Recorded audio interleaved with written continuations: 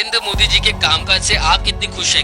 એ આગળ बढ़े અને દરેક देश में એમના નામ આગળ बढ़े ये मैं प्रार्थना करती हूँ। 3 साल की शादी, 3 महीने का साथ और 5 दशकों का अलगाव, लेकिन फिर भी कभी कम ना हुआ उनका प्यार और आदर सम्मान।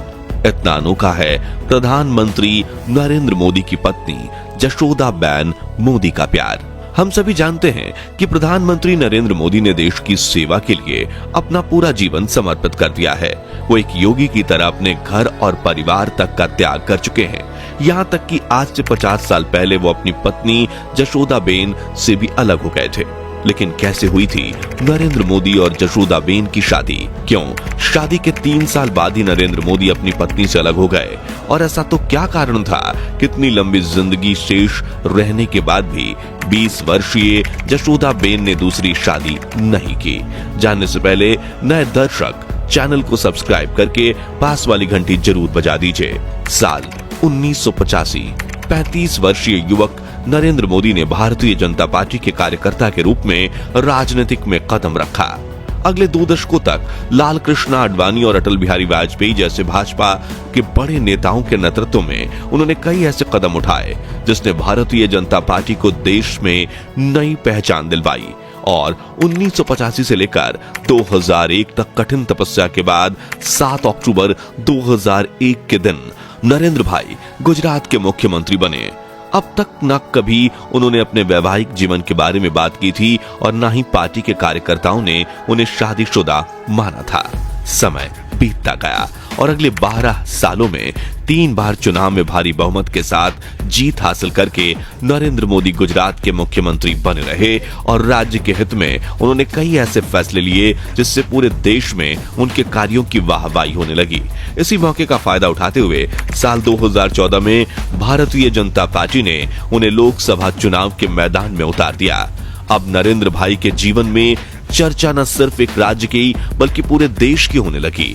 सियासी तौर पर हर कोई समझ चुका था कि नरेंद्र मोदी ही भाजपा के प्राइम मिनिस्टर कैंडिडेट हैं। जनता भी उनके व्यक्तिगत जीवन के बारे में जानने में काफी दिलचस्पी दिखा रही थी और मीडिया से लेकर चुनावी मैदान में उतरे विपक्ष के नेताओं तक कई लोगों ने उनके वैवाहिक जीवन पर भी सवाल उठाए।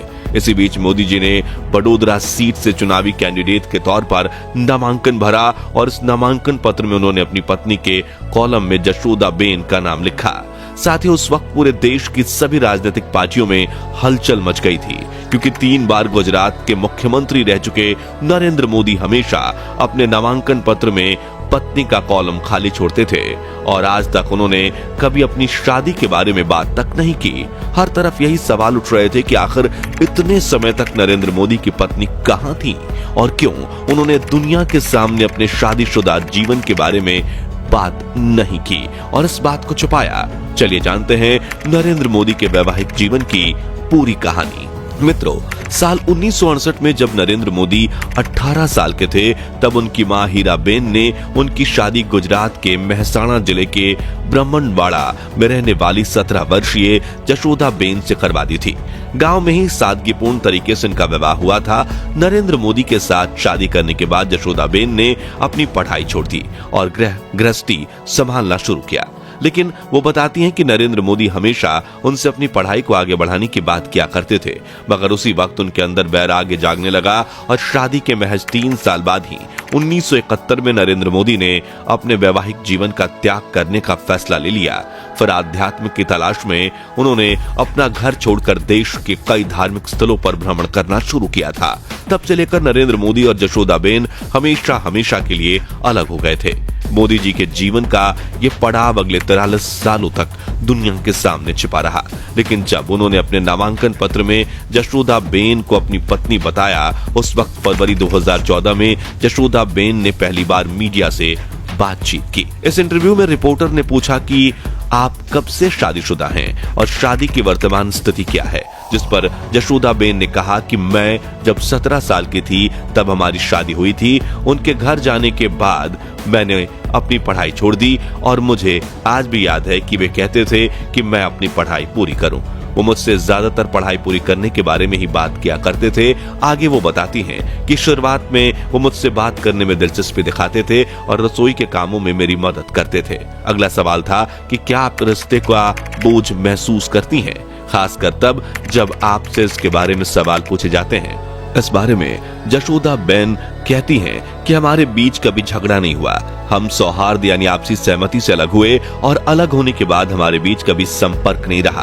वो आगे बताती हैं कि जो बात सच नहीं है वो मैं कभी नहीं कहूंगी। शादी के 3 साल में शायद हम सिर्फ 3 महीने ही साथ रहे थे। और जब उनसे पूछा गया कि क्या आज भी आप नरेंद्र मोदी से जुड़ी खबरें देखती हैं, इस पर उन्होंने कहा कि मैं अखबार में उनके बारे में पढ़ना पसंद करती हूँ और टीवी में उनके बारे में खबरें देखती हूँ।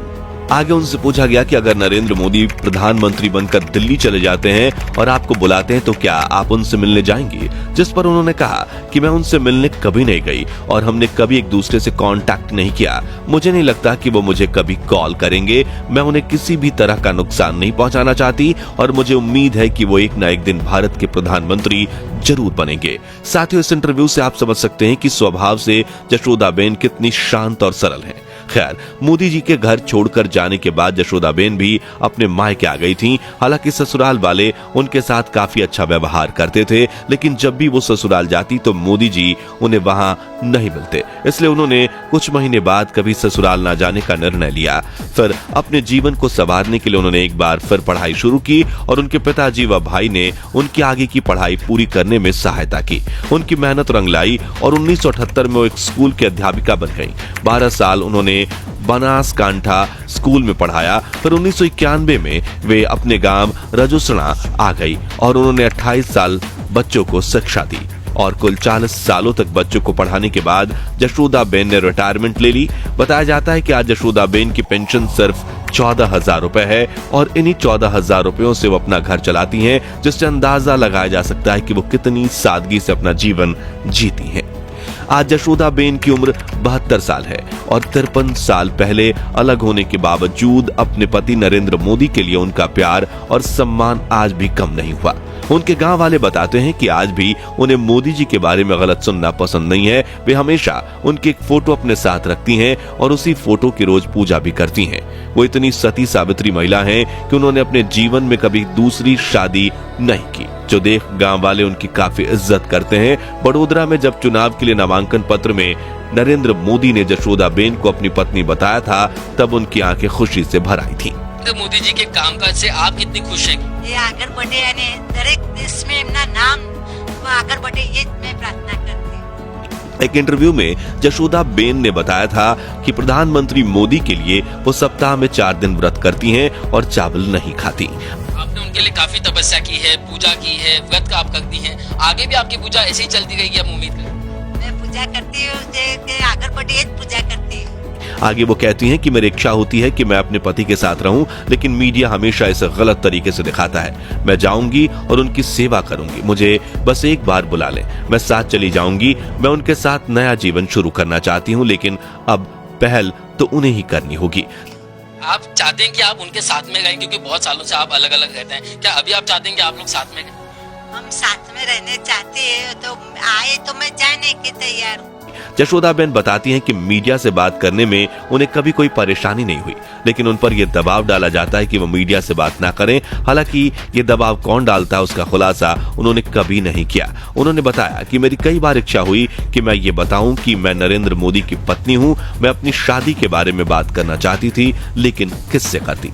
2014 में जब नरेंद्र मोदी की पत्नी के रूप में जशोदाबेन दुनिया के सामने आई थीं, तब उनकी सुरक्षा को ध्यान में रखते हुए गुजरात की सरकार ने 5 पुलिसकर्मियों को उनके घर के पास तैनात किया था। आज भी जशोदाबेन जहां भी जाती हैं, वहां पुलिस ऑफिसर्स उनके साथ जाते हैं और उनका स्वभाव इतना सरल है कि भले ही उन सुरक्षा कर्मियों के पास सरकारी गाड़ी हो, लेकिन वो ऑटो रिक्शा में ही मुसाफरी करती हैं और सरकारी गाड़ी उनके ऑटो के पीछे चलती है।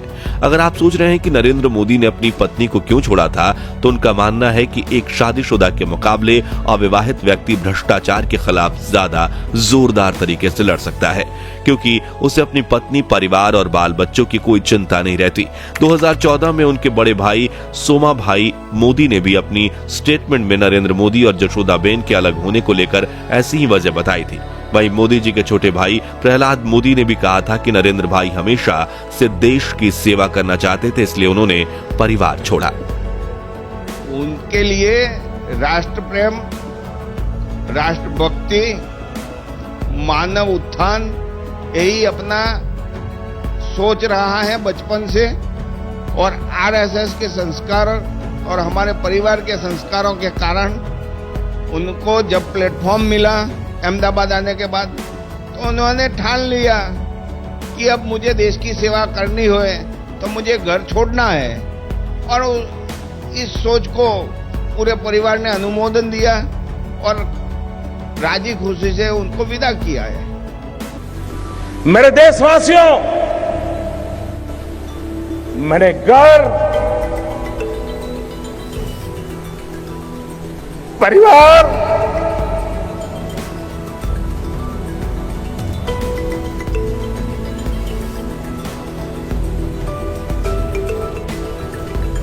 सब कुछ